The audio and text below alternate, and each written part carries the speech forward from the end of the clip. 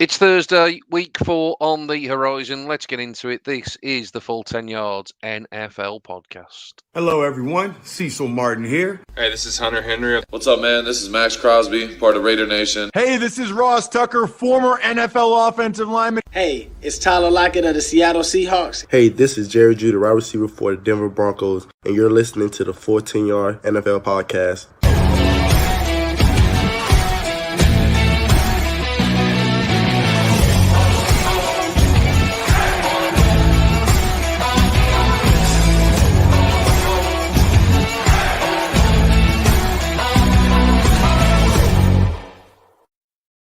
Yes, boys, week number 4 already on the horizon. Let's welcome them both into the podcast. Steve, evening, mate. How you doing? I think I'm over it now. I think there's enough time has passed. Can you ever really get over losing to arch rivals? No, probably not. But we move on. And who do the Eagles host this week? An angry Chiefs team, buzzing. Nice easy game, mate, to get back on track. Nice, exactly. We'll get to that one and all the other games shortly, but let's welcome Josh in first and foremost. Evening, fella. How you doing? I'm good, thank you very much. Just keep on rewatching the highlights from the last game, and I don't know how many times I can watch poor Justin Fields get hit until it just feels like I have some sort of mental condition. So definitely glad to be talking about some new games. Yeah, that's always the best remedy, mate, to get over the previous week. Let's talk about the one that is on the horizon, and he's very fast approaching. Already got Thursday night football to look forward to. Everyone is setting their alarm, aren't they, for Bengals Jags? Come on, everyone's setting the alarm for Bengals Jags, I am sure. But all joking aside, good chance for the Bengals to move to 3-1. We'll get into that game and all the others shortly, but let's start, fellas. We talked a lot pre-season, didn't we, about the NFC West, about the tasty matchups. It hasn't disappointed so far. And we get a weekend when they're all in competition against each other. So let's start there. Seattle struggling a little bit. San Francisco struggling a little bit. Big game, therefore, for both of these teams, Steve, I would suggest, as they go head-to-head. Yeah, it's the battle of the NFC West this weekend. 2 divisional games, 2 massive games as well. And also, it's worked out quite nicely that you've got the 2 3-0 teams playing each other, and then you've got the 2 teams that have both lost games playing each other. So yeah, really, I'm really looking forward to the Cardinals Rams game. Finally, I think a lot of people would point to Kyler Murray and the Cardinals team have not really been tested yet in the grand scheme, and actually, this is going to be the biggest test they'll face all season, against the Rams. So it's going to be really interesting to see how that offense clicks. And I know Josh has been quite vocal about Kyler Murray and him being extremely lucky. And I don't think he's going to have the time or the space to be lucky, shall we say, against this front, especially if Aaron Donald gets going again. And their defense has been quietly quite effective. Obviously in the first week, Chandler Jones wasn't quiet by no stretch of the imagination. Was he quiet? But he had a bit of a quiet week last week. So it'll be interesting to see if they can get working against Stafford, who again has clicked so well with McVay, hasn't really been pressured too much so far. But yeah, it's 2 really interesting matchups. Seattle, we've just spoken about how they have, flattered to deceive and are on the 1-2 and not a great start for Seattle against a San Fran team that look like they've sort of weathered the storm of some early injuries in the season, and were unlucky to lose to Green Bay and could quite well be 3-0 and have 3 teams in NFC West 3-0 at this point. So yeah, two really tasty matchups, both on at the same time, unfortunately, which is a shame. So it'd be a big old red zone watch, I think. Yeah, it could well be the way to go. Josh, out the 2 games, either of them sort of that you're looking forward to more than the other, but talk us through both of them, mate. 2 tasty matchups, as we say. Oh, I mean, it's got to be the Arizona Rams game just because of the 3-0 factor of it all. And also, as you pointed out, Steve, we finally get to see Kyler Murray go up against a defense that will cause him issues, I think, both in terms of the line and also the coverage. Because I've been very vocal, as you said, in that you can have one, but the other usually fails. That won't be the case against the Rams. And the Rams are the most fluid team in football at the moment. I think that they are they are poetry in motion. They're back at Rams Stadium, so it's going to be another home atmosphere. Stafford's on fire. Just yeah, it's going to be one of those where if Arizona come out of it, I'm going to have to leave all of my baggage at the door because they will have definitely have done something to upset the old apple cart. But yeah, it's weird. Any other week, Seattle San Francisco would be a great game. It would be, up there with like the one to watch for the week. But I think it will be relegated to the old red zone whilst I get the Cardinals Rams as the main one going on. So yeah, great matchups though. Great matchups. It's just why both at 9:05. That's the problem with them all being based out west, fellas. In terms of the 49ers and the Seahawks, let's talk about that one in a little bit more depth. Seahawks giving up a lot of ground in the ground game, lots of yardage conceded there. It's an area for the 49ers that once again they seemingly have hit the injury bug. They don't seem to be able to get a consistent runner there. So if it does go through the air, we talked a little bit on Tuesday's podcast around Jimmy Garoppolo and some of the issues that have been forthcoming there. We've also talked about the 49ers being susceptible at cornerback, and that's obviously going to play into the hands of Tyler Lockett and DK Metcalf. So if anything, although, like you say, Josh, on paper, from a perspective of it's not the 2-3-0 teams, it actually still has the potential to actually be a really good matchup in terms of the way these two do head up against each other. But just let's play devil's advocate for a minute here. Let's assume that Seattle takes the loss in this one. There's obviously going to be a team in the division that moves to 4-0. Realistically, we probably shouldn't panic at week 4 of the season. But does that feel like already too far back for Seattle to get back into contention for divisional running? Well, something of which me and Steve spoke about quite a lot in our NFC West preview show was the fact that you need to be able to keep on top of the other ones in your division. The divisional matchups are going to be the most important aspect in this because you can always bring back games against those outside of your division, but in the double pointers it's definitely going to mean more. If whoever loses out of Seattle or San Francisco is going to feel at a massive disadvantage. Not so much Arizona and the Rams because obviously they are, they're currently 3-0. It will just feel like the first setback and they can get back on the horse. But Seattle and San Francisco, it will feel like a mountain. Even to come back against either the Cardinals or the Rams, who go 3-1. So yeah, it's going to. It does feel like a must-win in that game, in both games really, because you never want to cede ground to your divisional rivals, especially not one of which you've got as much power as the NFC West. The difficult thing, like you said as well, for Seattle is that they've got a tough game in San Francisco this week, and then next week they host the Rams, and if they lose both, they go to 1-4 and 0-2 in the division, and that's not how you want to start things. Well, that's dead. That's death. Yeah, really. And then you've not only is it you 0-2 in the division, you still haven't even played a game against the high flying Cardinals yet.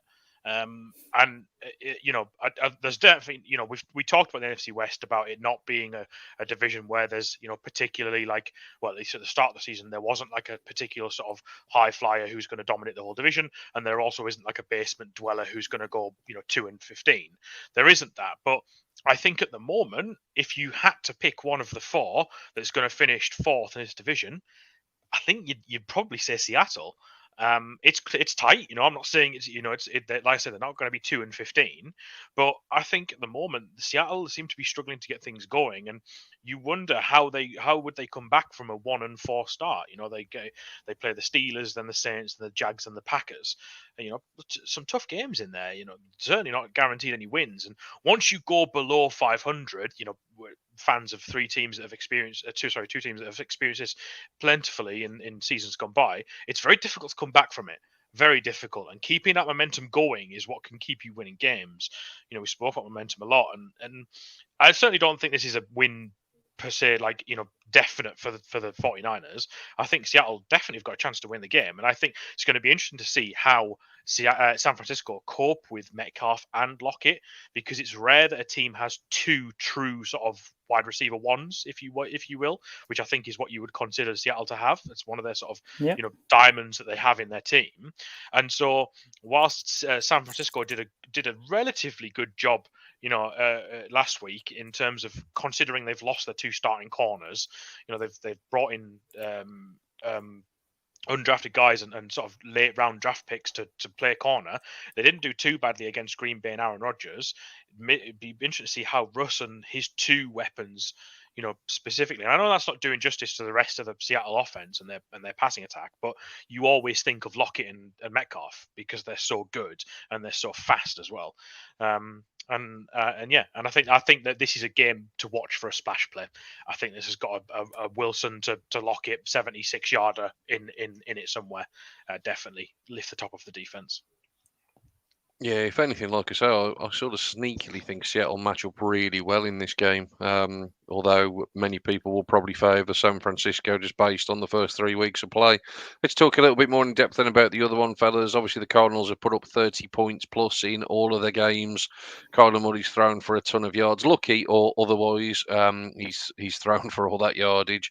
The Rams defense, still playing at a really high level. With that said, Tom Brady still threw for 430 yards against them last week. You obviously feel that Kyler's going to have a big day, but let's put you on the spot then, Josh. Which way is this one going to go? Are you siding with the Rams as your number one power ranking side, or do you see the Cardinals being able to pull this one off? I'm trying to remember which way round this is. Is it the Cardinals do really well against the Rams, or the Rams do really well against the Cardinals? I'm trying to remember which way round it is. I'm not an NFC nut, so I forget way around. I think that the Cardinals have a hold. No, the Rams have a hold over the Cardinals. I'm pretty sure that's the way it is. But either way, if the Rams play like they did against Tampa, then they ain't going to get touched. Kyler can throw it for as much as he wants. I don't think he's going to be able to have the time. But by the same token, even if he does, I think that the coverage is going to be too good. So I think that Kyler Murray is going to be really up against it. They've got a chance.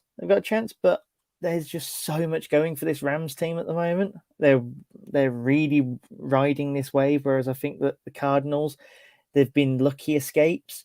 Against Minnesota, that was a lucky escape. Against Jacksonville, that was kind of a lucky escape, and that's Jacksonville. So, I think that the momentum's with the Rams. I think that the talent's with the Rams. I don't see too much going against the Rams here, really. I actually think that this could be a couple of scores. I think I'd be interested to see how the Rams offensive line handles that Cardinals pass rush, because so far this season, I don't think the Rams offensive line has really been tested apart from last week against the Bucs. And so far, that Cardinals pass rush is one of the best in the league. So I it'd be interesting to see if JJ Watt or Chandler Jones can get going and maybe get to Stafford and rattle him. He hasn't thrown any. I don't think he's thrown a single interception yet. And if they can get to him and maybe cause a turnover or a fumble or something, or even in this type of game, even causing a 3 and out, a turnover, just a punt is gonna be beneficial for the Cardinals. I think this is going to be a real tight one. I think the Rams have got enough to do it. I think they are a slightly better side, and I think that will it will play into their hands.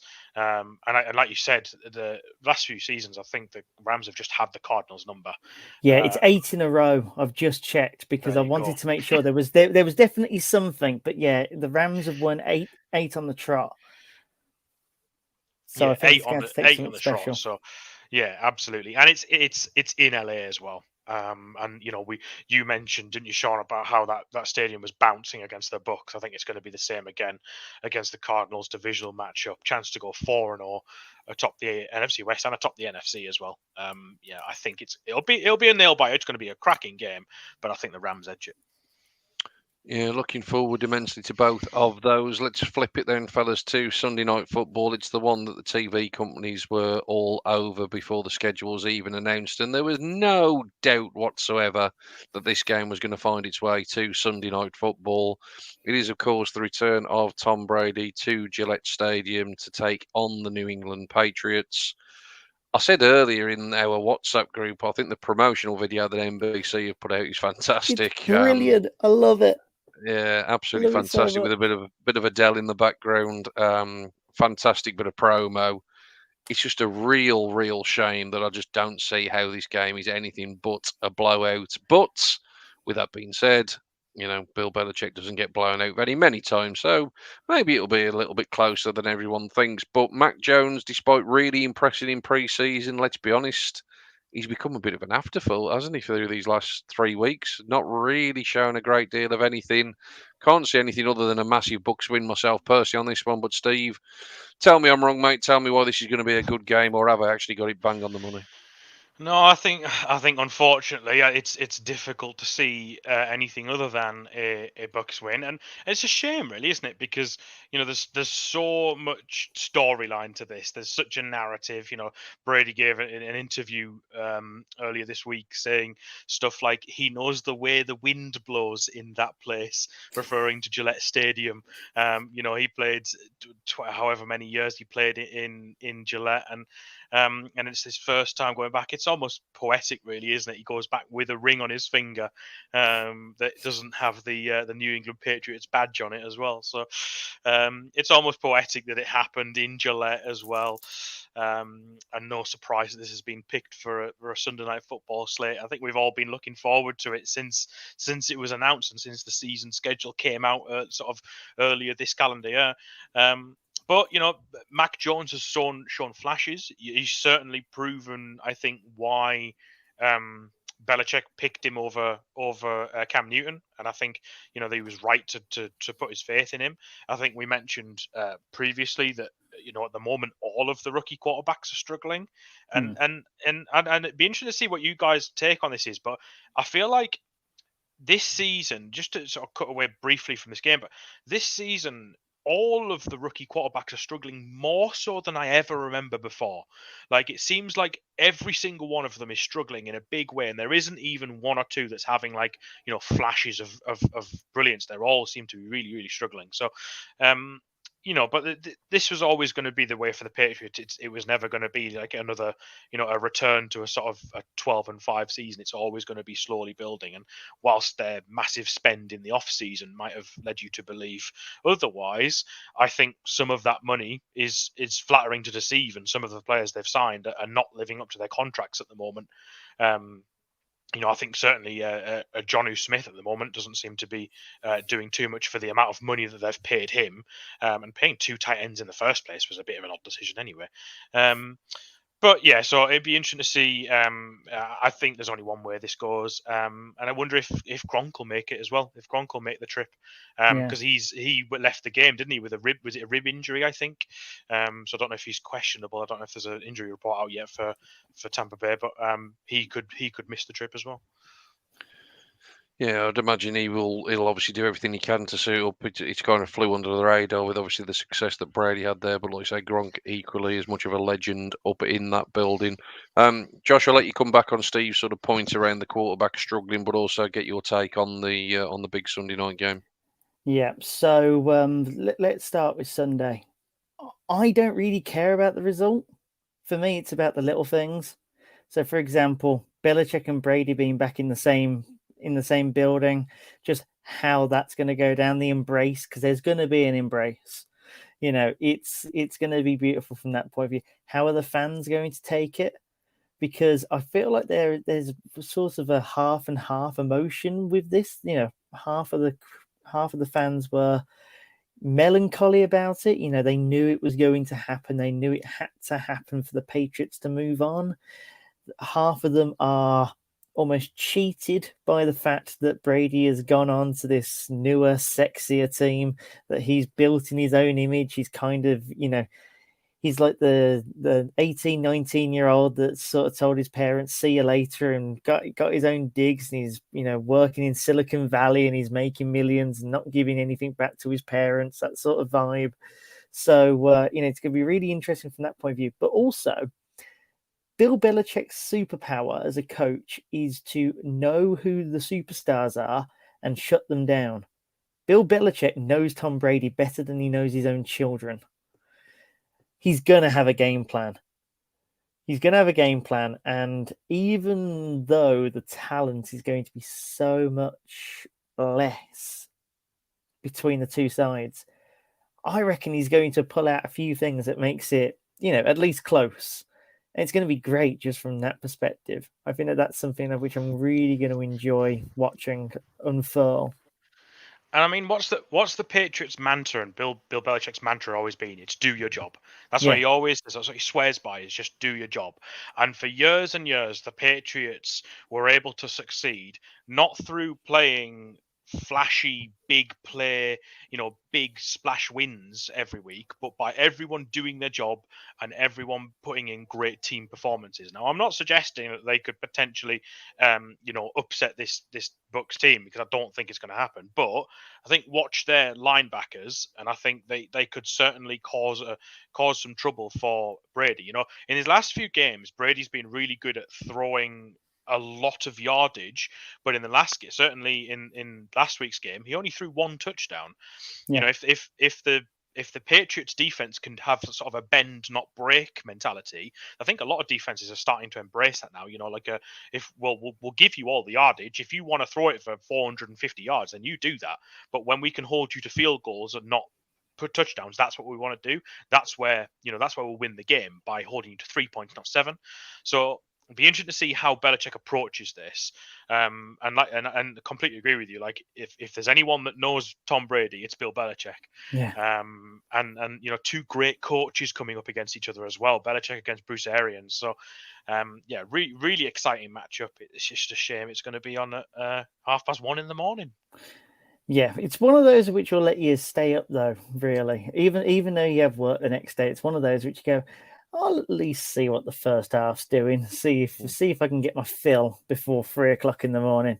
To come on to your point about the rookie quarterbacks as well, I think that's just the way in which the NFL is at the moment, because of the fact that we almost have a saturation of young quarterbacks currently.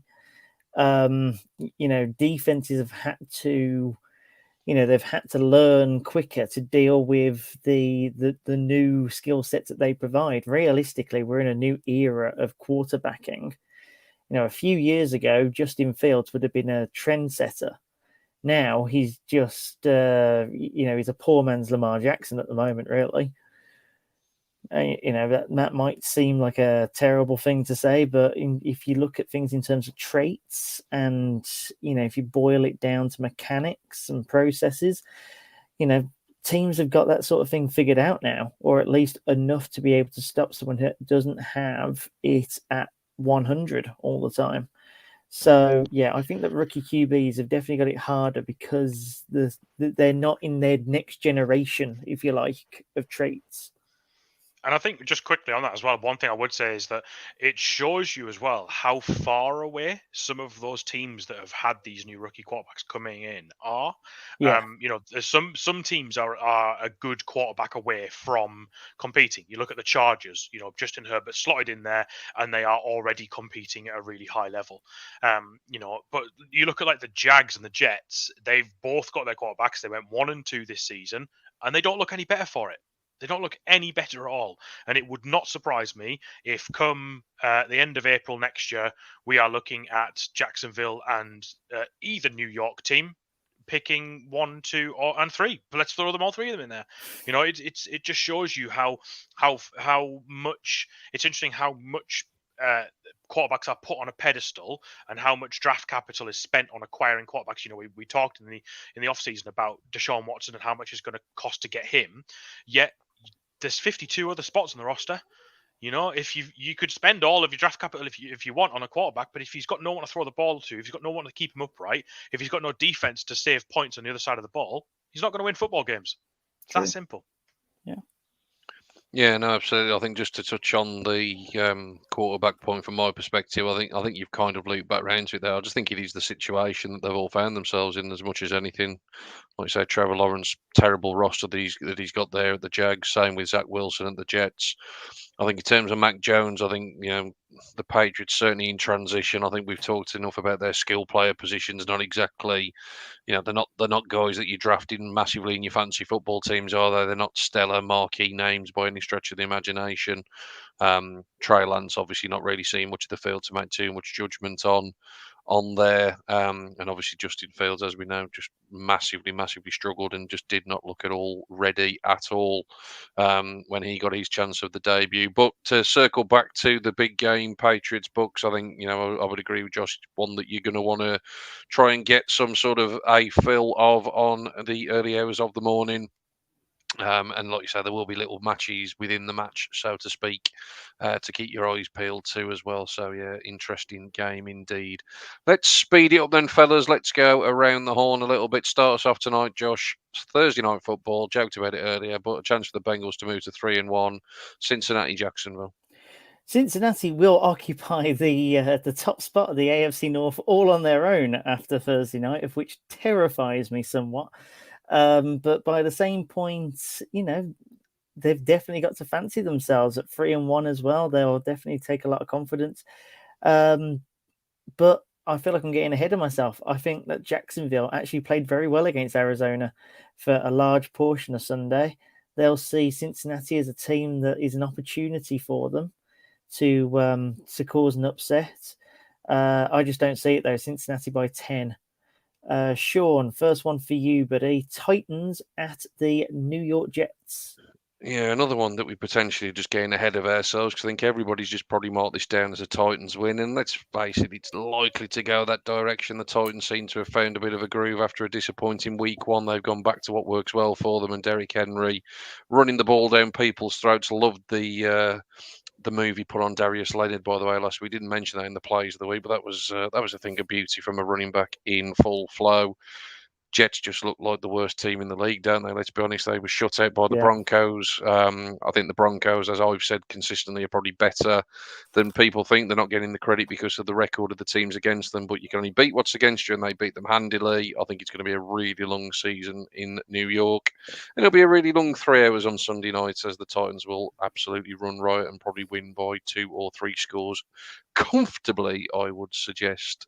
Steve, let's flip it to yourself. Your Philadelphia Eagles, as you mentioned earlier, hosting the Chiefs. Oh boy. Come off Dallas week and a loss to face an angry Chiefs team that obviously lost a close game to the Chargers and will be looking for revenge. Andy Reid comes back to Philadelphia, the city where he made his name as a coach and bringing his Chiefs team back. I think the Chiefs will be out for blood. I think in a vacuum, if you were just looking at this Chiefs team, I think they are beatable. I think teams have proven that they are beatable. But if you then come outside the vacuum and realize that they're playing the Philadelphia Eagles and what performance they put on last night, I don't think the Eagles stand a chance. I think this Eagles team has been, there's a few injuries there, but also their offense looks all over the place. And losing Brandon Graham, that leader on the defense, is proving to be a massive loss. If last night's performance is anything to go by, I think Kansas City probably 2 score at least. Yeah, certainly a game that Kansas City will be targeting to get things back on track. Josh, let's come to you. Carolina, another of the 3-0s against Dallas, who, again, really impressive on Monday night, as we talked about. Dallas 2-1. Tasty matchup in the early window. It is. It's a lot tastier than I thought it would have been a month ago, put it that way. Carolina get their first real test, I think, considering that I think that their game against the Saints was a bit of a mulligan game. So we get to see if Carolina can go up against, one of the better teams. I think that Dallas is definitely around a top 10 team. They're just outside of it on the power rankings at the moment. I think they're rolling somewhat, especially on offense. Their defense doesn't look anywhere near as bad as what it did last year either. Do you think it will be close though? It depends on CMC. I think he's out, isn't he? Is CMC out? I think yeah. Yeah, he's out for a couple of weeks, isn't he, at least? So let's actually. I did have Dallas by 5, but with that news, let's make it an even 10. Sean, I just don't see as to Darnold can't do it by himself, surely. I mean, I get that Dallas's defense isn't the best, but by the same token, that's their main guy. That's their top guy gone. So, let's give the guy his due. He's a very impactful part of this Carolina team. That is definitely not meant as any disrespect on the Panthers, as much as my missus would love me to disrespect them. Sean, I'm giving you another New York game, mate. Giants go up against New Orleans. Yeah, what have I done to you this week, mate? Have I drew the short straw or something? A little bit. Yeah, struggling to find really many positives to say for the Giants. I mean, Saquon Barkley got his first touchdown for over a season, if you want to, grasp at straws, I suppose. But, losing to the Falcons, and I think, didn't we sort of joke last week that, we thought that New York might be slightly better than Atlanta, and it proved that they weren't even that good. So it's difficult to see any sort of green shoots for either of the New York sides. New Orleans, good win against the Patriots. It was a game that I was struggling to sort of split them, and the bookies were struggling to split them, but they took care of business and took care of business handily. I think what New Orleans have shown already is that defense is, again, probably very underrated. Will win them a lot of games, will keep a lot of points off the scoreboard. And as long as, and we will say this all season long, if Jameis doesn't turn the ball over, the New Orleans Saints will be just fine. And I assume they will be more than fine to take care of business in this one. Steve, Detroit, Chicago. Go, a basement battle of the NFC North. Do you know what? As we mentioned before, Detroit have played so hard in all of their games, and they still got no notches in the win column so far. And Chicago are coming off an absolute beatdown against Cleveland. So two teams that will probably be out for a bit of revenge. Chicago, interestingly, are the third highest team for sacks. They've got 11 sacks on the season. Although they allowed about 800 against Cleveland, they have 11 on the season. So that Chicago defensive line is good. And, Khalil Mack is obviously, hitting his stride again. And so if they can get to Goff, then I think this could be a handy Bears win. But I don't want to write off Detroit just like that. I think Detroit have played well. I think Goff's shown flashes, but they just can't finish games. They can't hold on to wins. And that's been Detroit's problem for as long as I've been watching football, pretty much. So I think I'd go for a Bears win, but not by much, probably by 3. Yeah, this one though, surely he's going to be the blowout of the week, Josh. I don't think Buffalo will be winning this by 3. Might win it by 23, but they're not going to win it by 3, surely. Houston, Buffalo. Oh, I tell you what, you almost had every single word perfect there in my notes. I had blowout of the week incoming. Buffalo could even shut them out. That's pretty much all I put in there. Like I said last week, Houston, there's definitely something there.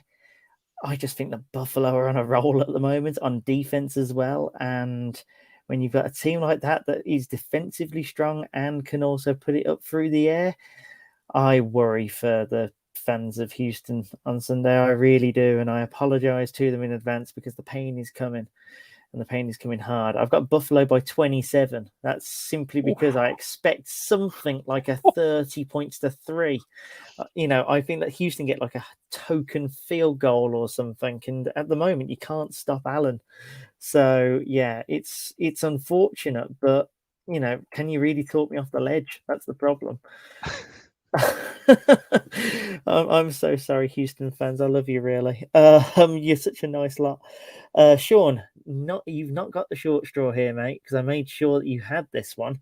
The Cleveland Browns travel to Minneapolis to face the Minnesota Vikings. All yours, buddy. They do indeed, and we talked before we started recording, so it's no surprise to anybody. We are recording this Tuesday night, although it's coming in your ears on Thursday. We weren't aware of the Sky Games before we hit record button, but it's just been announced that Cleveland, Minnesota is the 6 o'clock game on Sky Sports on Sunday, in the early window, followed by the LA Rams Arizona game at 9:05. So there's some breaking news for us, but confirmation for you all listening to this later in the week. So it is a tasty matchup in the early window.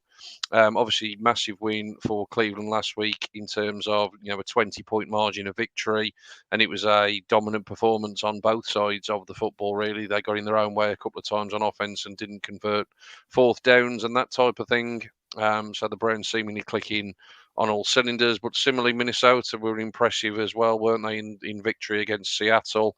And they've played a nice couple of games. We've mentioned about how well Kirk Cousins has been throwing the ball. I thought his touchdown throw to Adam Thielen, again, we didn't give that any attention really, but that was a super throw into a tight window. Really zipped that one in there, didn't they? And let's face it, Minnesota have got plenty of weapons to cause teams problems. You look at that NFC North, if there is one of the three teams that are likely to challenge Green Bay, I said it before the season started, it probably would be Minnesota. They'll obviously be looking to keep pace. I think it's a really good matchup in the early window. I pick Cleveland to beat anybody because I'm such a homer, so I will pick Cleveland to take it, but I do think it's going to be an interesting one, and I do think it will be a close game. Steve, two teams that desperately need a win on the AFC side of things, Indianapolis at Miami. Yeah, a matchup that is going to be having fans of both teams really clamouring to get their season back up and running. I think Indianapolis are really in the mud at the moment. And what is alarming for Indianapolis fans is that Frank Reich's red zone offense seems to get worse and worse every week. Carson Wentz somehow played this week after having his three sprained ankles. Somehow played, but he is averaging 60.4 completion percentage, which is the fifth worst in the league, only above the likes of Trevor Lawrence and Zach Wilson, the two rookies that are playing every week, and Davis Mills and Jameis Winston, who is a turnover machine. So, that's not the greatest company to be in. It's obviously very early days, but is the Carson Wentz experiment failing? There's a lot of talk about him going back to his quarterback whisperer in Frank Reich and rejuvenating his career in Indianapolis. At the moment, it doesn't look like it's working.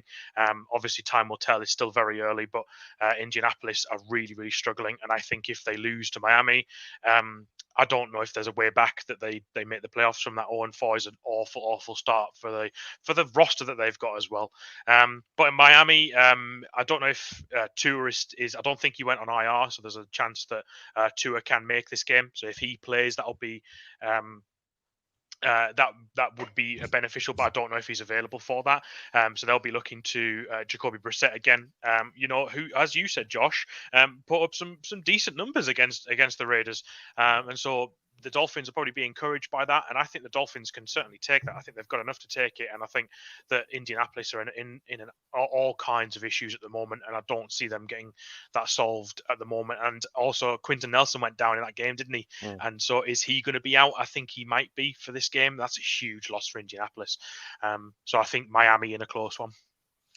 Yeah, and I think, to be fair, if Indianapolis do lose it at 0-4, they'll even be starting to get really concerned about wildcard prospects. They're obviously in a fairly soft division, but I think they would be really starting to have major concerns. Josh, another team that needs a win. We talked about them the other day, not necessarily turned up so far. Chance for them to make a statement. Washington, Atlanta. Which team's the one that needs the win? Yeah, no, this is a surprisingly close one to call in many respects, because Washington seem to have taken a bit of a nosedive over the last couple of weeks. Like you said in our pod on Tuesday, it was very much a case of where is the Washington defense? We've not seen it come up. The Washington offense, obviously with Taylor Heineke now at the helm, it seems to be stuttering as well. So this is actually an opportunity for Atlanta to get on top of a team that's kind of down on its luck at the moment. But I think there is still enough there from Washington in order to do it. I think they've got the talent. There's a reason why we were talking about Washington in such a positive light in the preseason. Therefore, I think that they're going to see a battered team like the Atlanta Falcons and think, yes, this should be one that we get. And they'll end up coming through by a score. I'm going to say by 3. Sorry, I've completely forgot, Sean. I was supposed to be presenting your next game there. I was waiting for you to introduce yourself. Your beloved Pittsburgh Steelers go up against the Green Bay Packers. My beloved Pittsburgh Steelers. I do like that. I said the other day, I feel like I just seemingly constantly diss the Steelers, and I'm not going to apologise for it. I'm loving doing that at the moment. It's a lot of fun. It is a lot of fun. But can someone explain to me how they beat the Bills in week 1? And Mulligan.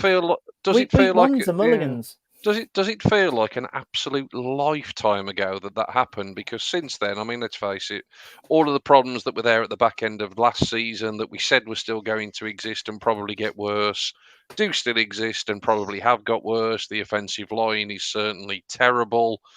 Big Ben should have retired, if not last year, the year before. I mean, I love the play of him sort of falling over his own feet as he scrambles out to the right-hand side. I mean, I think that clip alone, when I viewed it a few days ago, it had 2-point-something million views. Yeah, look, I mean, we joke about it, but I mean, this is a franchise that has never had a losing record with Mike Tomlin in charge. Surely that is in massive, massive jeopardy. But, you know, it wouldn't be the biggest surprise for them to go and see them put in an absolute barnstorming performance against a Packers team that themselves had a surprising week 1 result. Everything sort of points towards a huge Packers win here, doesn't it? But like I say, Pittsburgh have pulled out many a upset previously, but I can't see anything other than a Packers win by double digits, to be completely honest.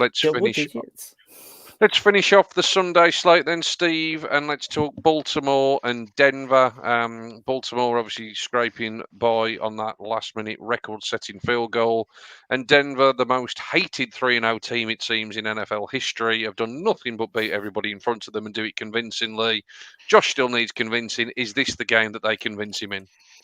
Well, I mean, if you look at Baltimore's last game against Detroit, it took them a 66-yard ineligible field goal to win that game against Detroit. So, I'd certainly say that this is a game that Denver would be looking at and saying, yeah, we can definitely get a win here. I think people are just hugely surprised at how well Bridgewater's clicked into that offense.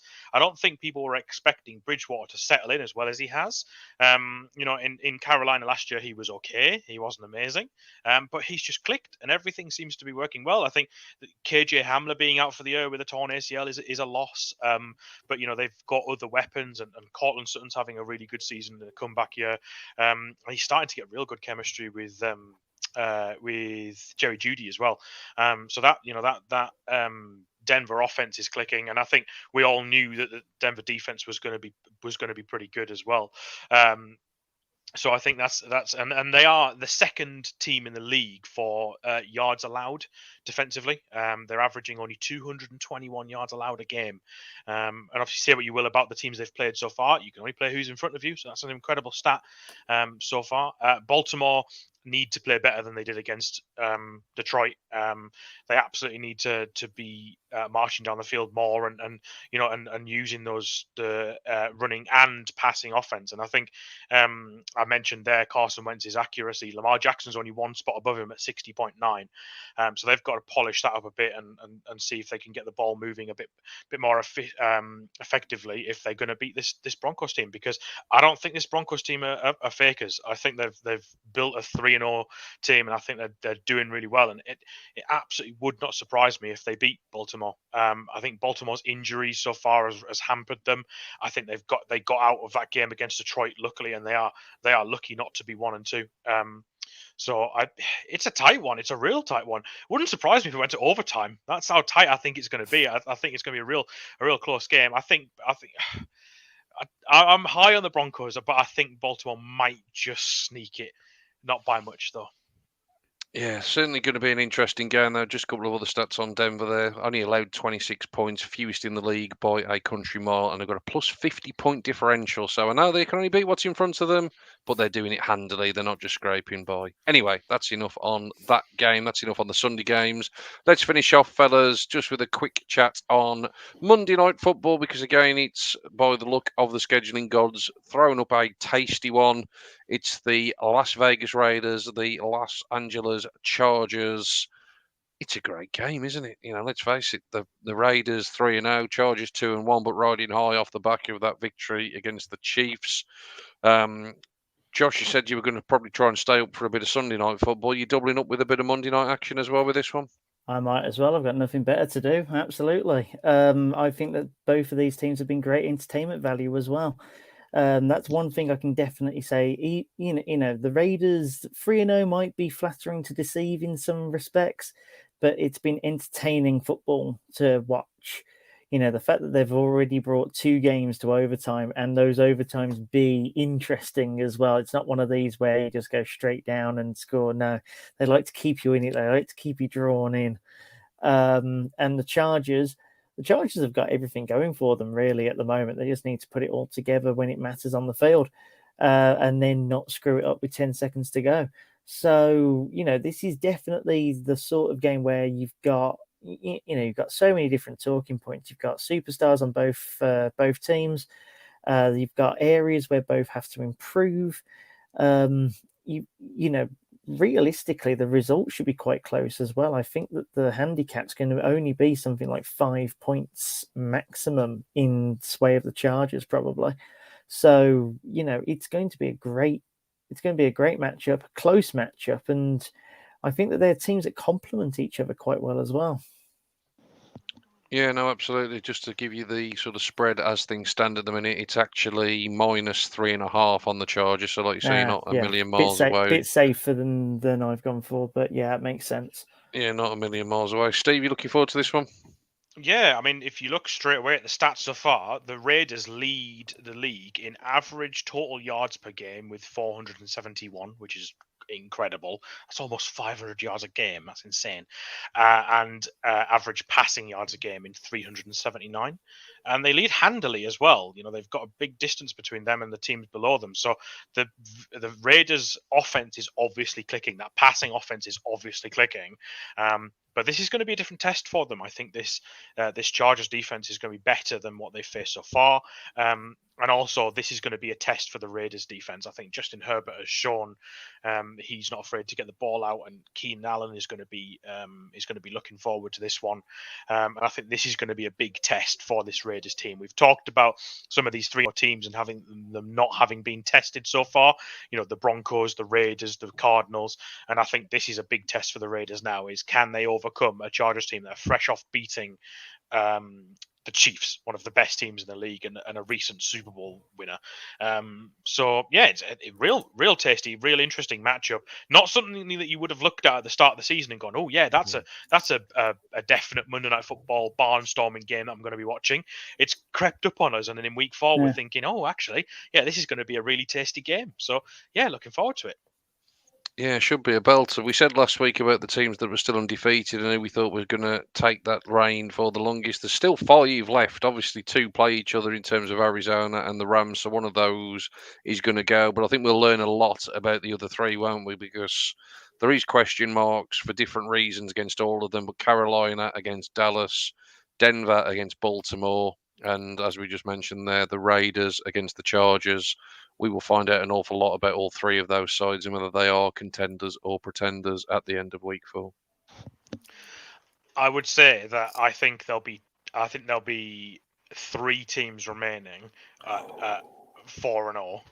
Well, one of them's got to go because the Rams, the Cardinals are playing each other.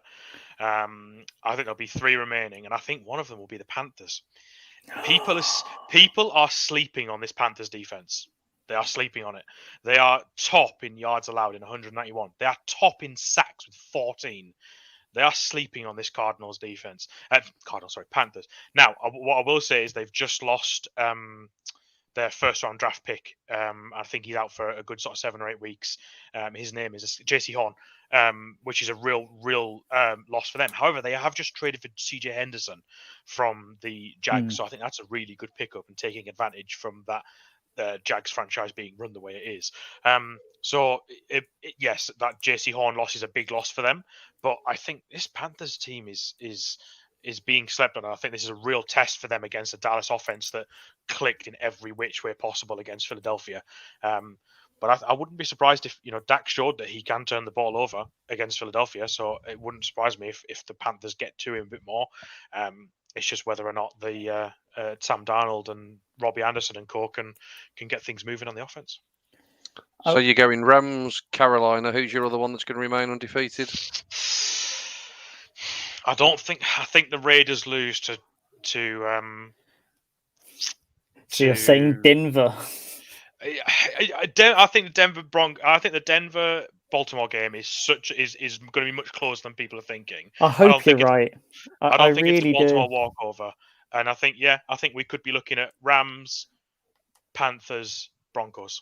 There, locked it in. Josh, how many are you going for that's still undefeated?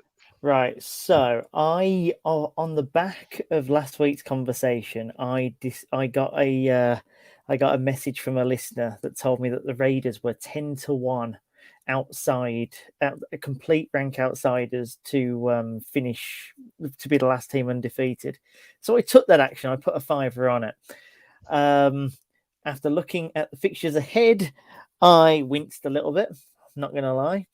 I think the Rams will be the one team, and just because I want to will a little bit of money into my life, I'm going to say that the Raiders pip the Chargers. The Chargers going to charge, and the Raiders will win it in double overtime or something like. Well, double zeros in overtime, as the Raiders seem to be doing so much of at the moment. I can't see Denver beating Baltimore. I can't see the Panthers. Yeah, this is going to be the first real tests for Denver and Carolina, I think that they're both going to come up short just because they've not faced that sort of team yet. And then obviously Arizona and LA playing each other.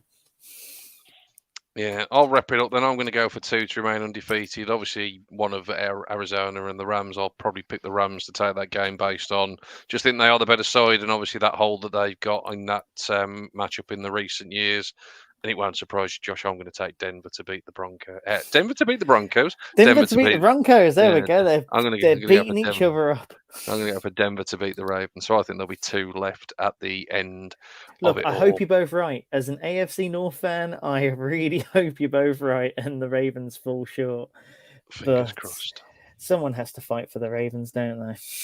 They do indeed, mate. They do indeed. We will have all the reaction to it. We'll have all your build up to it as we get closer to Sunday. So keep everything onto full10yards.com and all of our social channels. We'll have all your coverage. Obviously, get your college football fix as well from the boys. Some great stuff there. All your betting and fancy advice as well as we get ready for another weekend of action. Fellas, it's been a load of fun. Let's do it all again next Tuesday. We'll be back to review everything. We'll be here to break down the game balls, the power rankings, react to everything that was week 4 in the NFL. Until then, we will see you all soon on the Full 10 Yards NFL podcast. Thanks for listening to the podcast. Don't forget to find us on all our social channels, Twitter, Instagram, Facebook, TikTok and YouTube. Head over to our website, full10yards.com, where you can find out more information about why we are #4the game.